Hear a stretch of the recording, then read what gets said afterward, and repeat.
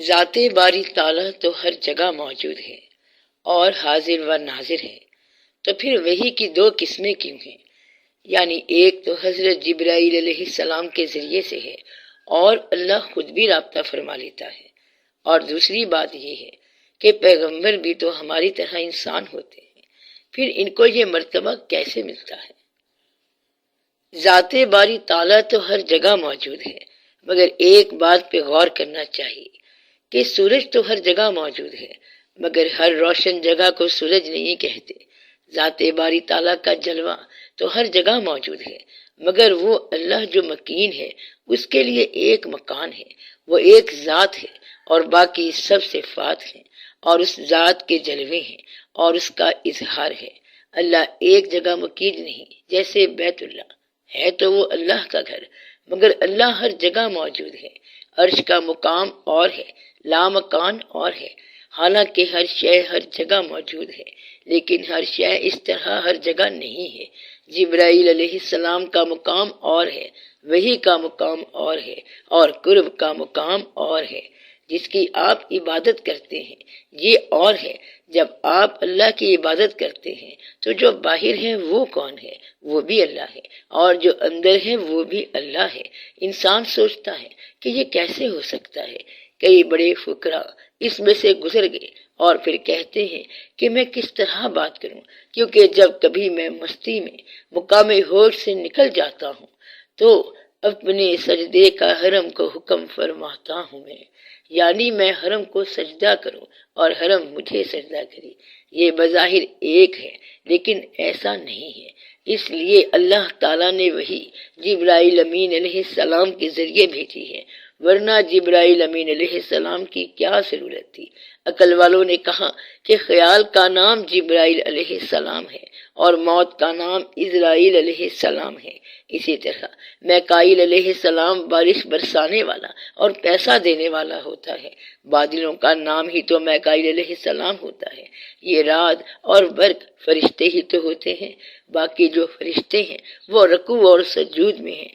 خود فرشتے جھکے ہوئے حالت رکوع میں ہیں، اور جن کا سر نیچے زمین پہ لگا ہوا ہے وہ حالت سجود میں ہیں، اور جو کھڑے ہوئے ہیں جیسے درخت ہیں تو وہ حالت قیام میں ہیں۔ یہ فرشتے ہیں جو عبادت گزار اور تابع دار ہیں، اور ایسے بھی فرشتے ہیں جو صرف تسبیح بیان کر رہے ہیں۔ اسی طرح جنات ہیں جو طاقت کا نام ہے، بجلی کی طاقت بھی جن ہے، تیز ہوا بھی جن ہے، اور تیزی سے رواں پانی کو بھی جن کہتے ہیں۔ غصہ کیا ہے؟ یہ بھی ایک جن ہے۔ جن کی طبیعت گرم ہے اس کو جن کہہ سکتے ہیں۔ اس لیے اس کو بھی سمجھنے کی کوشش نہ کرو، ماننے کی کوشش کرو۔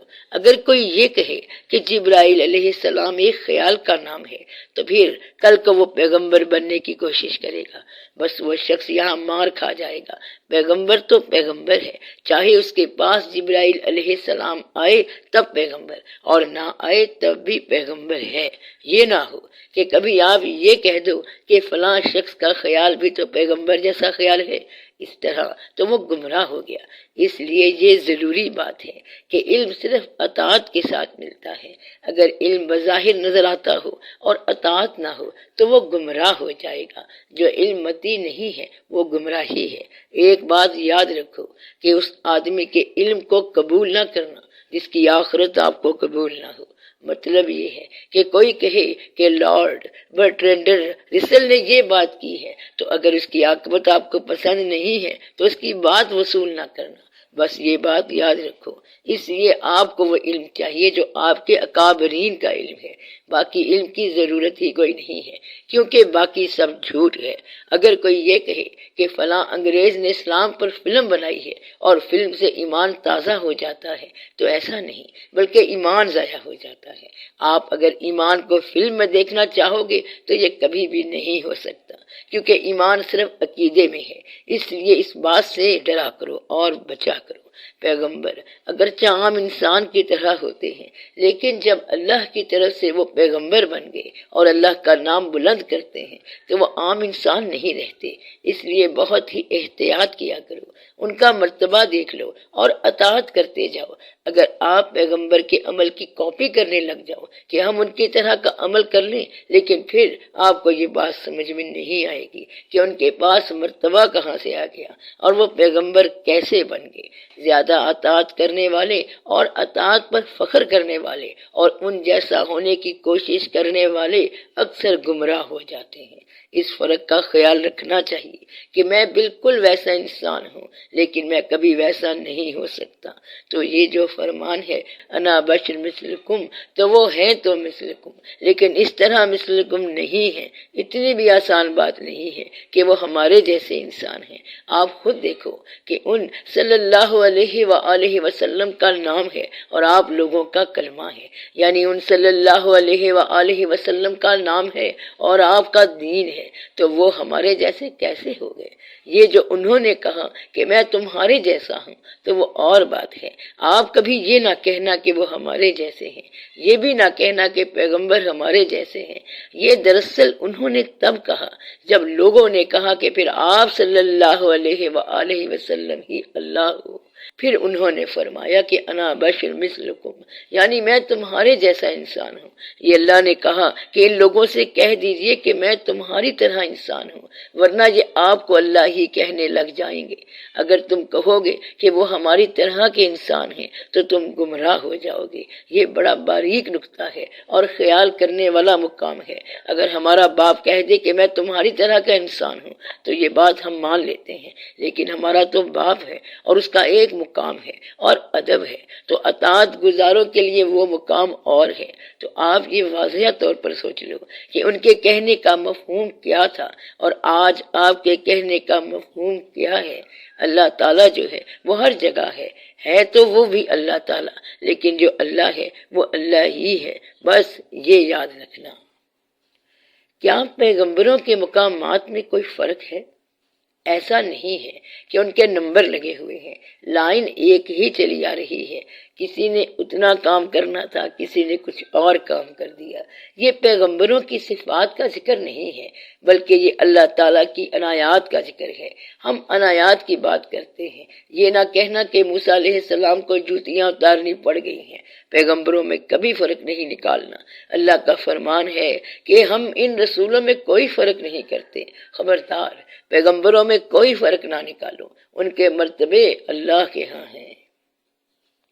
سر عرض یہ ہے کہ ہماری تو عقیدت حضور پاک صلی اللہ علیہ وآلہ وسلم سے ہے، اور جو دوسرے انبیاء علیہ السلام ہے، یہ محبت اور عقیدت ان سے تو نہیں ہو سکتی۔ عقیدت ٹھیک ہے، لیکن آپ مقابلہ کیوں کرتے ہیں؟ مقابلے سے پریشانی ہو جائے گی۔ جو دوسرے پیغمبر ہیں، آپ کو ان کی اطاعت کا حکم نہیں ملا، دوسرے پیغمبروں کی اطاعت کا حکم مل نہیں سکتا، کیونکہ آپ صلی اللہ علیہ وآلہ وسلم امام الانبیاء ہیں۔ اس لیے حکم کیسے مل سکتا ہے؟ اس لیے جب اللہ تعالیٰ نے کہا کہ باقی پیغمبروں کو ماننا ہے تو بس آپ نے مان لیا، لیکن مرتبے کے بارے میں معلوم نہیں ہے۔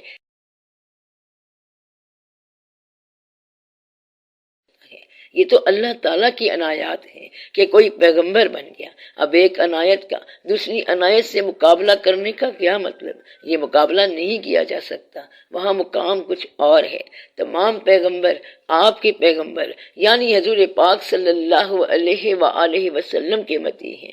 سب پیغمبروں کا کلمہ بھی لا الہ الا اللہ محمد رسول اللہ صلی اللہ علیہ وآلہ وسلم ہے۔